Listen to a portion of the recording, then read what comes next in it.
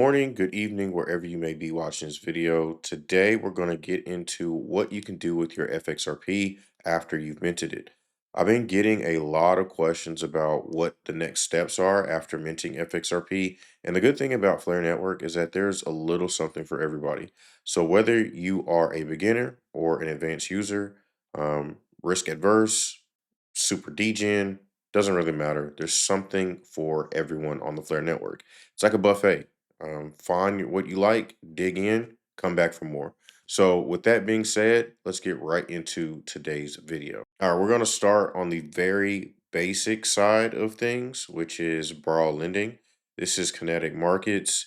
And this is where I suggest people to start when they are new to DeFi or they're trying to be very conservative or they're risk adverse in terms of utilizing their assets to earn a yield, which is perfectly fine.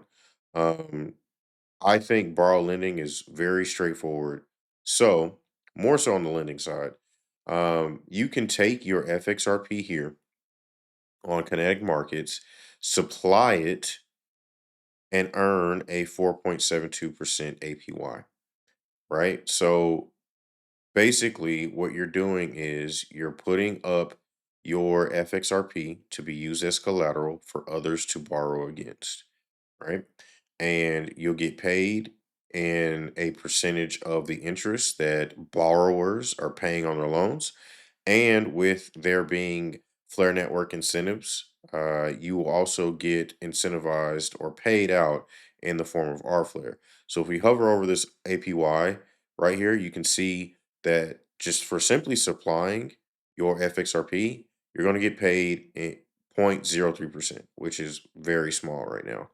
So the bulk of your APY or your rewards will be paid out in rFlare, 4.69% in rFlare, which you can claim on a monthly basis when the monthly rFlare reward epoch is over. Very simple, very low risk. Of course, risk is associated with just about anything, but there's levels to risk that you're taking on. And in my opinion, borrow lending is probably the lowest risk activity you can do in DeFi. Next, we're going to look into LPs, looking at SparkDex first, and then going over to Anosis. They're both platforms that you can supply capital to help facilitate trades between that pair. And for FXRP in particular, you have a couple pairs on SparkDex that you can take advantage of. So right now, you can pair Rapflare and FXRP together to earn 84%. Again, looking at the breakdown, the bulk of it looks like it's coming from rFlare rewards, with 36.87% coming from rFlare rewards. And then trading fees that you're earning for supplying the capital is 27.42%. So pretty decent amount in terms of trading fees. Now, Flare Drop, that's not that big of a deal in my opinion because we really only have 3 more Flare Drops left. So pretty soon, Flare Drop won't be a line item to judge um, DeFi opportunities against. But for the time being, the Flare Drop is offering an 11.61% and then another 8.61% being allocated to delegations. So that makes up the 84.53% that you would earn for pairing Raffler and FXRP on SparkDex. Scrolling down, we also have Wrapped ETH FXRP, where you can earn 49.3%. And again, looking at the breakdown, majority of that is going to be coming in the form of Spark rewards.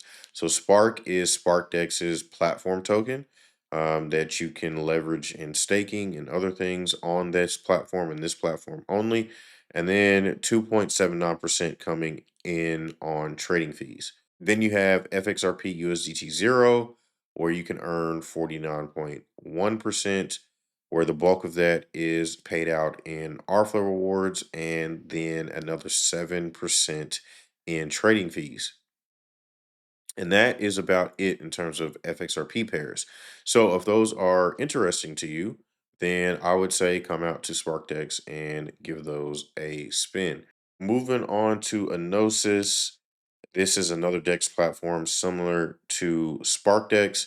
There's a couple pairs that you can get in on and earn a pretty decent yield regarding FXRP as well. So Rattler FXRP, you can earn 54.6%, might as well be 54.7%, where the bulk of that will be in trading fees, which is pretty nice in my opinion. And then 7.83% being in incentives. Now, this particular pair, the incentive token is Apsis, which is a Gnosis primary governance token. Very similar to Spark on SparkDex. Apsis is mainly used on the Gnosis platform, with, again, the bulk of the fees that you would earn through the Rattler FXRP pair on Gnosis is coming from trading fees. Then you have FXRP Apsis that you compare together, earn 79.65%. Incentives being the bulk of the APR at 69%, and then trading fees being 10.58%. And then you have FXRP USDT Zero earning 85.6%, which is pretty nice. The bulk of that being in incentives at 65.8%, might as well be 65.9%. And then trading fees coming in at 19.7%. Let's see what else. What else do we have here? I believe that's it in terms of FXRP pairs on the Gnosis. And then let's get into some more active trading. So SparkDex does have a perpetuals platform that you can use your FXRP as collateral to trade perps positions or take out a perps position against a lot of different pairs. You can choose between a lot of different assets that you can either take a long position or a short position against, which is pretty nice, especially if you are paying attention to the market right now. You might be able to enter a solid position, and if you're right, get paid out pretty nicely. So, might want to give that a look. Again, you can use FXRP as a collateral along with some other asset types like USDT Zero, S Flare, and Rat Flare, but we're mainly focused on FXRP. So there's another perps platform on the Flare network, and that is FlameX. And again, you can use FXRP as collateral to trade BTC, ETH, BNB, Sol, XRP, and of course Flare. So not as extensive of a list as seen on SparkDex, but on FlameX, you can go full degen mode and go 500x leverage. So that's pretty nice. Now, it's not 500x on every pair. I believe, yeah. So you can only go up to 500x leverage on BTC and ETH, whereas on BNB and Sol, XRP, Flare, you can only go up to 100x leverage.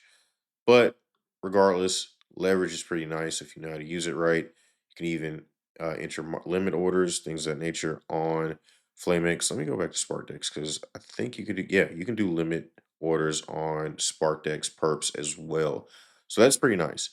Now, there's a couple of things that I'm pretty interested in terms of utilizing FXRP. One of them is the first FXRP backed stablecoin, thanks to Anosis Loans V2.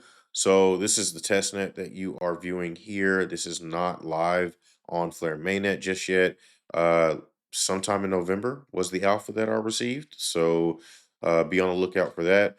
But you can mint stablecoins. You can mint stablecoins with FXRP as collateral. So if you want stablecoin exposure but don't want to necessarily sell your FXRP or other assets like Ratflare and somewhere down the line, staked XRP, once Firelight gets up and running, you can use those assets as collateral to mint CDP dollar, which is the stablecoin that you mint using FXRP as collateral.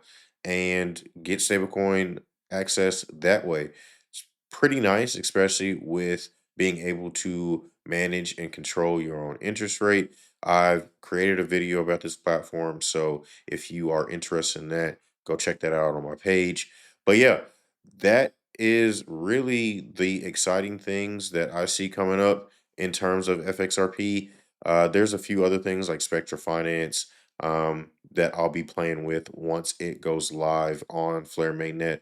But there's plenty that you can do with your FXRP. So, depending on if you are super conservative and risk averse, you have borrow lending, which is probably the lowest end in terms of risk. So, not a whole lot of risk associated with that.